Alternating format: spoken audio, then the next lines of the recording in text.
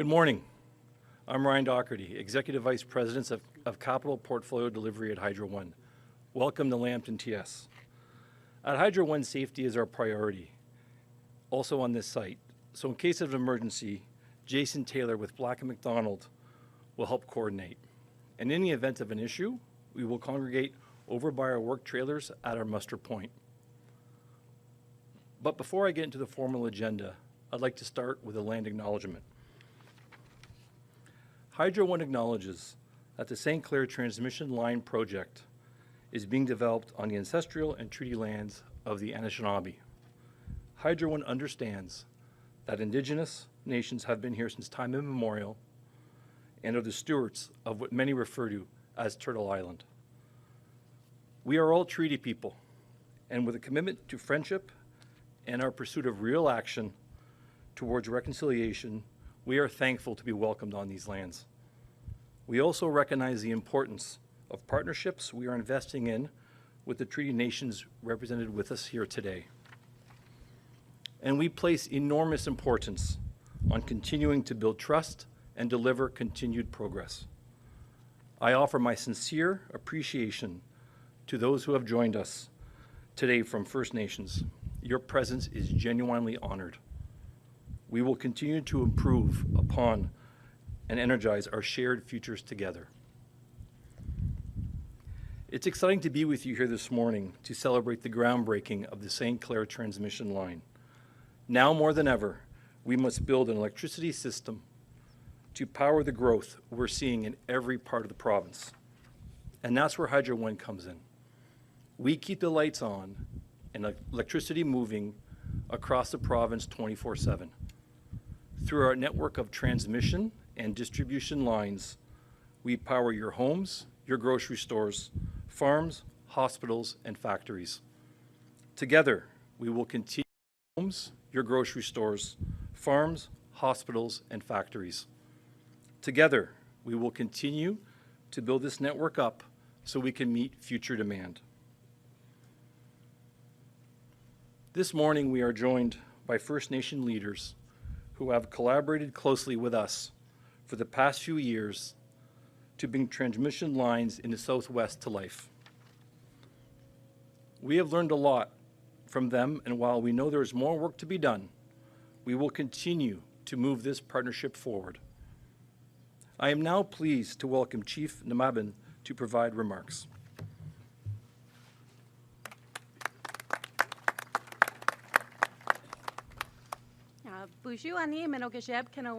Hello and good morning to everybody. My name is Miskokomon. That's my Anishinaabe Noswin. That's my spirit name. It's Red Cloud Woman. I'm the chief of Aamjiwnaang First Nation. I'd like to welcome everybody. I hope everybody had a great, easy travel here to the region. It's such a beautiful day. What a good way to kick off the day and to show in the partnership that we're all working towards, and that is to build a resilient energy future. And I appreciate the land acknowledgement this morning because it really showcases to give a land acknowledgement are words, but collaboration and actions is what we're looking for. So appreciate, and I look forward to the continued relationship that we build together. Chimigwech. I'd like to invite up Chief Kimberly Bressette.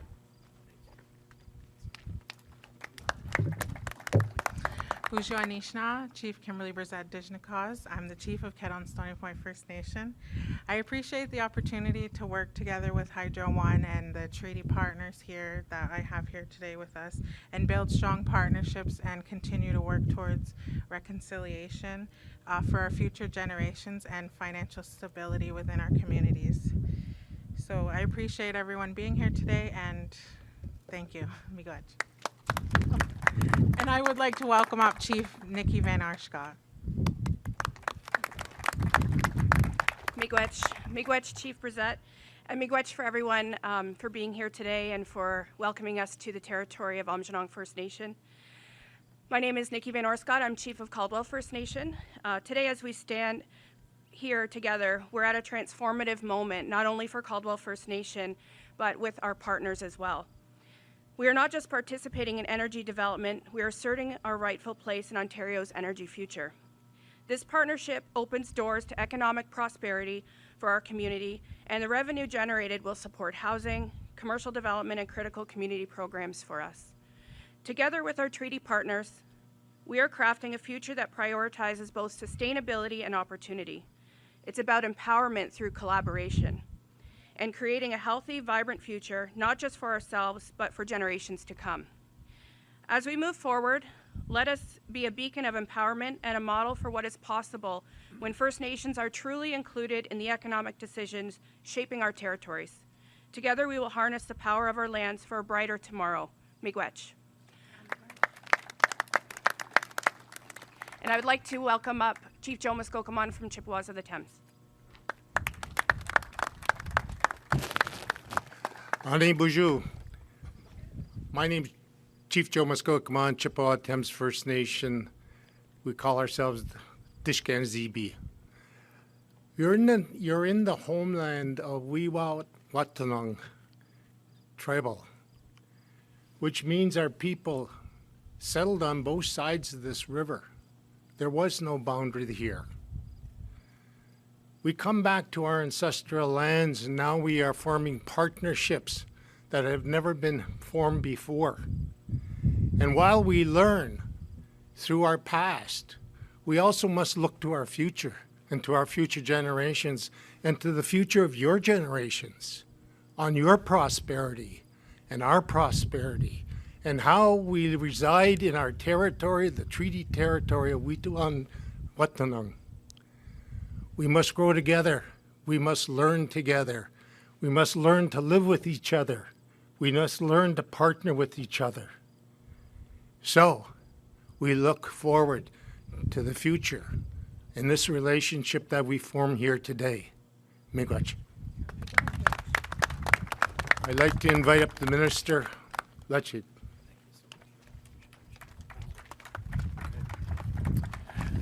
Well, good morning, everyone. It's an honor to be here. I want to first off just thank the chiefs for their leadership and, frankly, for the good work of collaborating with community to build for the future. I want to thank our mayor.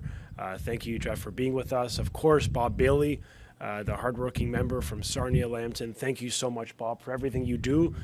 Bob is a relentless advocate for the people of southwestern Ontario. I want to thank everyone who's with us, including our partners and the workforce from Hydro One. Today is a day of partnership. The chief said we need to lean in on partnership, but we're also doing a lot of building today. You know, the truth is we need to build for future generations. As he so, I think, brilliantly mentioned, this is our why. It's about building a better community, quality of life, economic opportunities for our children and our grandchildren.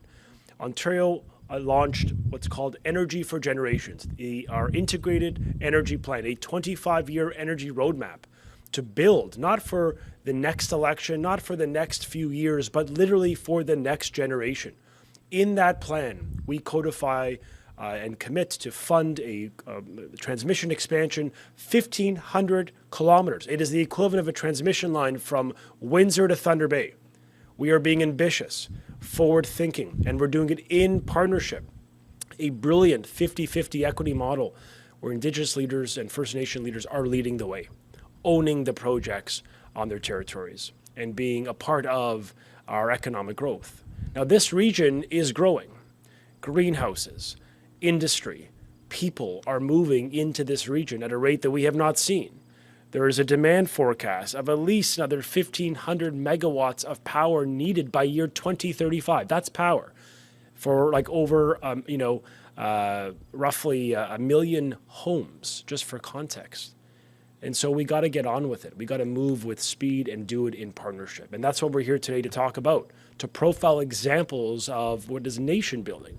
I mean, today's announcement and the progress that has been laid since 2022 is about moving the yardstick forward on economic growth and community building and the quality of life of communities everywhere in Ontario. And in this region, I know because Bob and Trevor Jones, Steve Pinsoneau, many colleagues in the region have been telling us we need more power, more capacity, more generation, and yes, more transmission to move those megawatts into the region so that we never say no to a business or an investor that wants to create jobs and growth here in the province. And we are fortunate in Ontario. We have a clean grid, one of the cleanest grids on earth. 90% of our electricity grid is non-emitting. It does not produce any emissions. Largely because of our hydro fleet, our nuclear fleet, this is what's giving us that anchor of success. But we want to keep building. We want to keep thinking about the next generation and investing in them. And that's why we're here today, to announce that we are officially starting construction on the St. Clair Transmission Line, which will add 450 net new megawatts to the region. It is equivalent to adding power for the city of Windsor for 450,000 homes.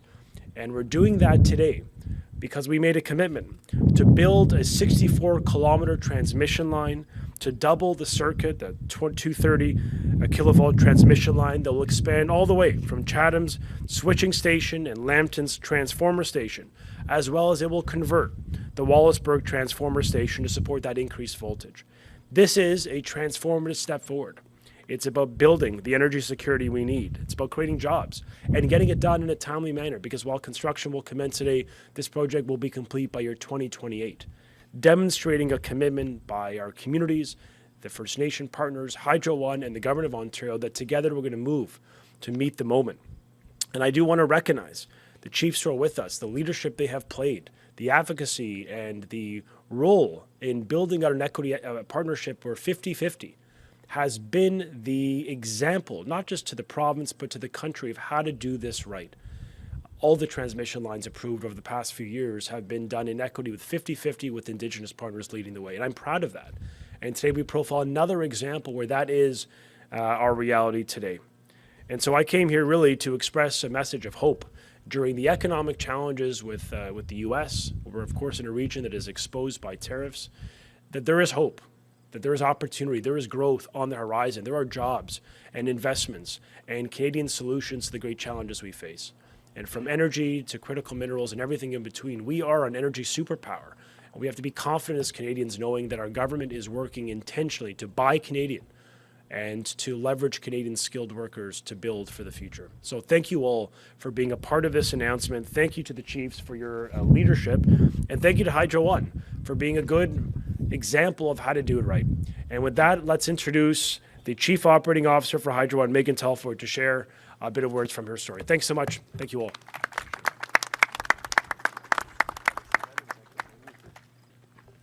Well, thank you so much, Minister Lecce, and thank you for your vision. And thank you, chiefs. I'd like to recognize them once again.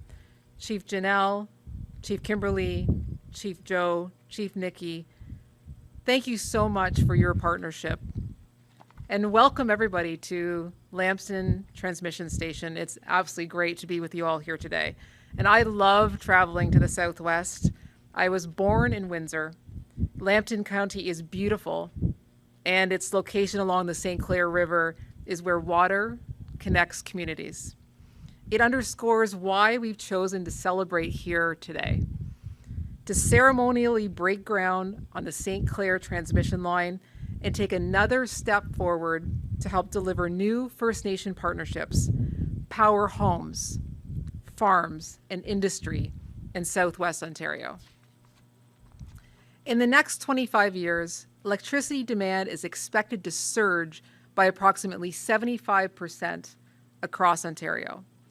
In the next decade, it's projected to quadruple right here in the Southwest. The transmission line that we are breaking ground on today is expected to bring 450 megawatts of power to the region, enough to energize a city the size of London. And it's part of a network of projects, including the Chatham to Lakeshore line that we energized last year, and the Longwood to Lakeshore lines that we're building to support growth. At Hydro One, our roots are right here in Ontario. Our employees live and work in communities right across this incredible province. And we know the actions we take today to expand the electricity grid will also attract new businesses and industry to the province. At a time of increased uncertainty across the border, we must invest in a system that fosters economic strength, security, and self-reliance.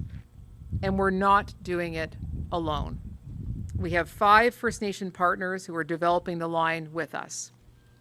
Through our industry-leading 50-50 First Equity model, they have been offered a 50% equity stake in the line. We place enormous value on continuing to build partnerships with First Nation governments and continually finding ways to expand their participation. Because Hydro One believes that when we work together, we simply build better projects. We also have trusted construction partners. First, in Forbes, who've been collaborative partners during the development phase of this project to build the line. And Black & McDonald, who, if you look across the field, can see, is completing station work right here today. These are 2 powerful Canadian-based construction companies who will create approximately 70 jobs in the region and have deep expertise in building large-scale transmission like the one at St. Clair. And of course, we are exceptionally grateful for our government partners at both the provincial and municipal levels. Their vision and tireless advocation work every day on behalf of the communities they serve. Their dedication is helping to build a stronger province, one that not only meets the needs of today, but also creates new opportunities for Ontario's workers and economy for generations to come. Together, we're breaking ground and building a stronger and more connected Ontario, one that is ready for the future. And now, with honor, I invite MPP Bailey to say a few words. Thank you. Thank you. That's a great introduction. Well, thank you. That's a great introduction. I want to thank everyone for being here today. It's an honor as a member of Provincial Parliament for Sarnia Lambton to be here with Minister Lecce and, of course, our 5 First Nations leadership. Glad to hear that we're partnering together. And as the Minister said, when we work together and we'll be successful as we build this project here. I know this is just the first of many visits I hope that Minister Lecce will make here as we go forward with other announcements, and I'll leave that to him to announce. I'm not going to announce those. But anyway, it's just a great privilege for me to be here. I go back a ways here with this community and down here in Sarnia Lambton over the years. I've worked at the former LGS site, construction, being the member representing the area, so it's a privilege to be here again today. And with that, I think I'll thank everyone that showed up here today. And I want to introduce a good friend of mine, the Mayor and Chief Executive Officer of St. Clair Township, Mayor Jeff Agar.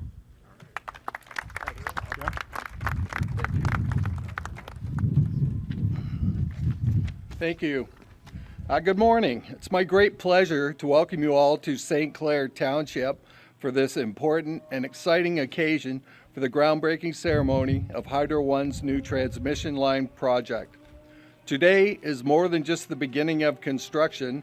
It represents the commitment, the partnership, and progress to being able to meet the growing energy needs of our community, businesses for now, and long into the future generations to come.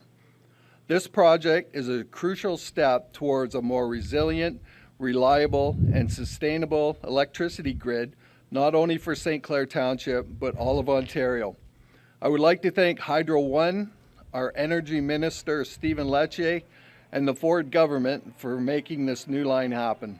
This transmission line is going to help St. Clair with its new infrastructure that will keep our power needs on and Ontario's overall power needs for years to come. In closing, it is my hope that this will influence the IESO at the end of the year to grant all of St. Clair's power gas projects that are being applied for. This will create so many new employment opportunities for a lot of the skilled trades in this area. I personally would love to reside in the gas turbine electrical capital of Ontario, St. Clair Township. Thank you.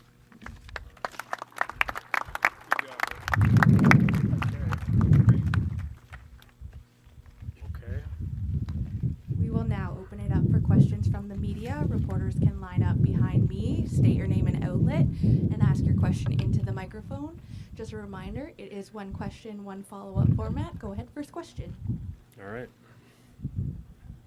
And thank you to the mayor for your subtle advocacy for your community there. It's very kind of you. Noted. Thank you. I know. My name's Heather Wright. I'm with The Independent. I'm wondering if Chief Nahmabin would answer this question. Can you talk a little bit about what being involved in a project like this does for your community? Sure. Hello, Heather. Well, it can create opportunities for employment. I think it's an example of what it can look like to involve a First Nation community to participate in the economic opportunity of it all. But also I think that just making that known to people, that including First Nation people, will ensure that projects will, be prosperous. But I think the employment opportunities is really what we're hoping to build and have available for our community members from this. So that's one aspect. But for me, I think it serves as recognition that First Nation participation is important in projects, and that is what's going to secure projects within this region. Thank you.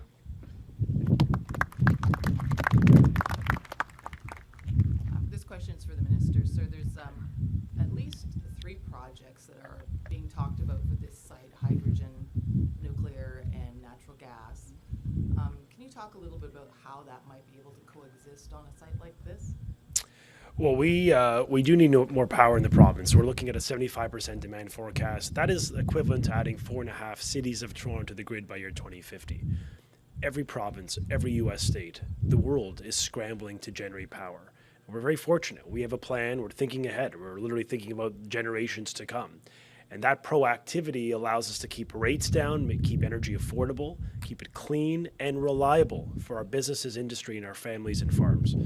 So right now what we've done is we put communities in the driver's seat. We will not proceed on energy generation without local support resolutions of municipalities and likewise partnership with the First Nation territorial right holders.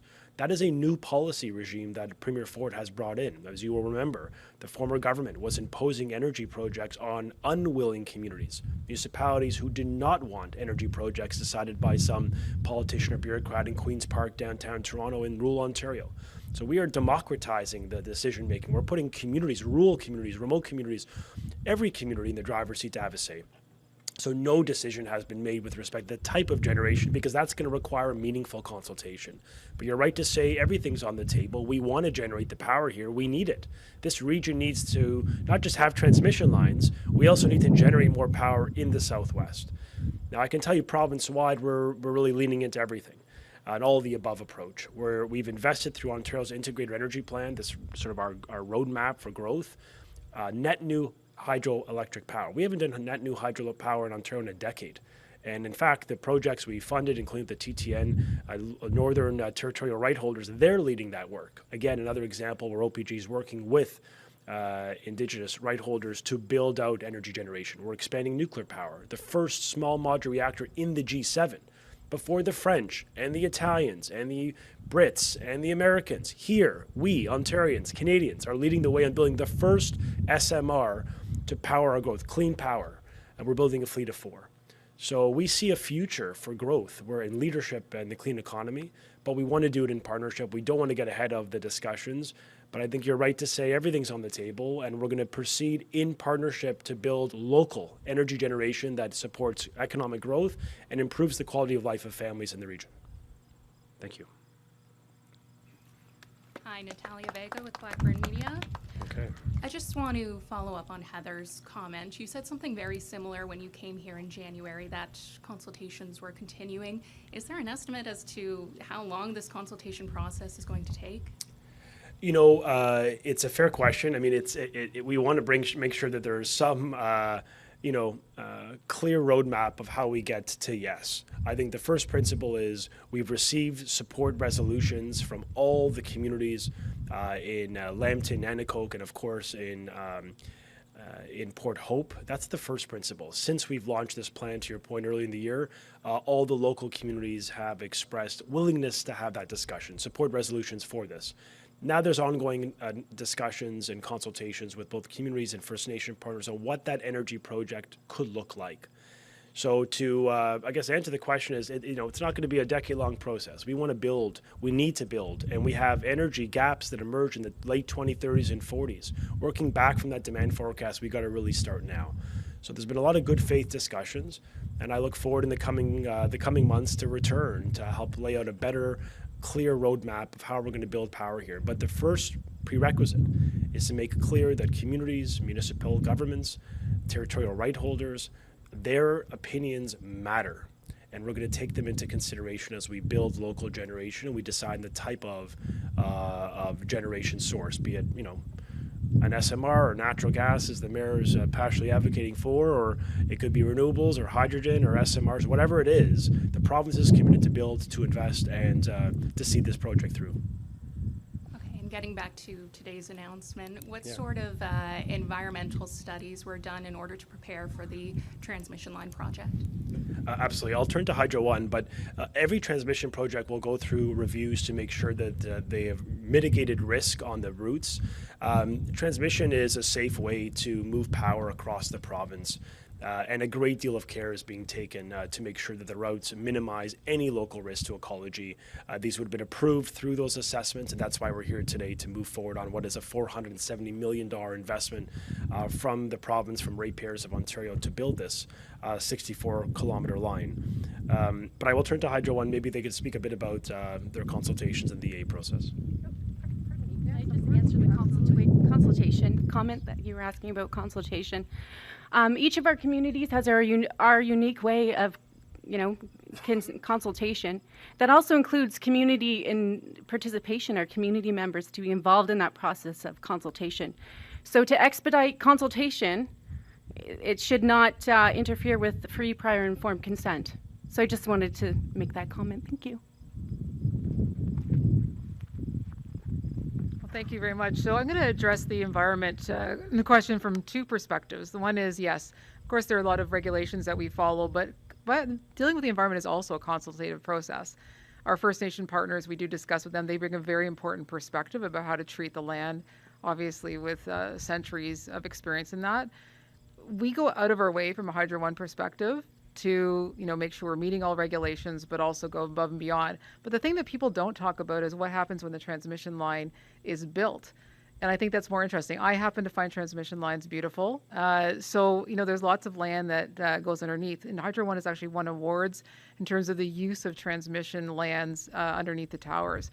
In certain regions, we've explored vertical farming. We had a great award from creating bee pollination and making sure native grasses and environmental considerations are taken into consideration. So the building of the line, absolutely important, how you build it, how you're treating the lands as well. But we think a lot about the children and families that live around transmission lines after they're built. And actually, there's a lot of incredible environmental things we can do after a project as well. So I would say it's good to think of it from both ends. Thank you very much.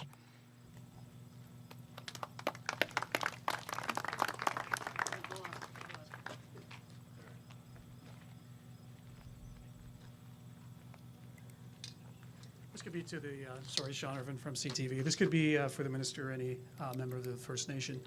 Just in terms of breaking down a little bit, you spoke of the economic benefits to the First Nation of the agreement. I'm just wondering what that means in terms of numbers, in terms of benefits financially over the long term. Has there been any projections on that? Thank you. Well, it's a $491 million project. I mean, they have a 50-50 partnership on equity. They have the 5 leaders, and they'll speak for themselves, have really stepped up to make sure that their communities are in the driver's seat of ownership, not just consulted, but actually owning these projects that are on their lands. And I think that's the vision. It's what we've been doing with Hydro One and our transmission build-out for many years. In fact, you look at net new hydro and likewise in nuclear. These are the types of pathways or partnership agreements that I think are meaningful, collaborative, and ultimately allow us to proceed. And so we're excited about this. So much so that the province has announced a $3 billion fund for Indigenous equity participation in energy projects, infrastructure projects, nation-building projects. Not every First Nation may have access to that type of cash or capital. And so this is a fund that helps to backstop that equity participation. We're trying to meaningfully just add value to this vision. Ultimately, if we want to build, And we want to build with a sense of urgency given what we're up against with President Trump and the geopolitical forces against us. We have to do it in partnership. And I think this announcement is, as one of the chiefs, I think, perfectly captured the sentiment. This is not just words. This is action by government, business, community, and First Nation leaders coming together with a shared aspiration, which is to build for the future, to create jobs, to attract investment, to power our agri-food sector, and to make sure we never decline job-creating investment to the Southwest. But I will turn to them because they may have a perspective they would like to add. Case of Lambton County, if possible, in terms of how much of percentage projections you may each see. So we'll maybe start with whoever would like to take that one, or I can ask it individually afterwards. In terms of projections, I don't have those numbers available, but for us, that partnership means that we bought into this. We believe in this. We're part of this. We're part of not only powering our own communities, but helping to power the surrounding communities as well. For our community, it's about passive income. It's about being able to participate meaningfully in the economic future of Ontario so that we can provide for the next 7 generations. And for us, we can't project today what the power generation is going to be or the usage is going to be, but we're opting into this. We're buying in because we believe in this project and we believe in the process that's been undertaken, and we believe in our treaty partners, and we've come together to do this because of that hope and that belief that this can profit us in the future and also provide the needed energy for the future. Miigwech. So just to go on, you asked about how the money would be used. In terms of Chippewa Thames First Nation, we are actively building a trade school that will actually supply trade workers back into the energy industry and back into other parts of the industry. We're also looking at developing the kind of trade that would follow the supply chain of energy.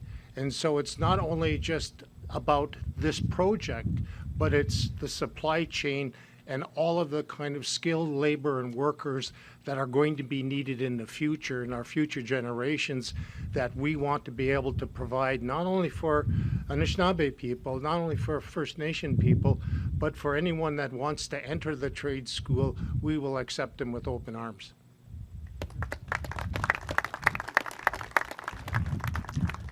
That concludes today's press conference. If we can please have all our speakers stay for a group photo, that would be great. Thank you. Okay, thank you.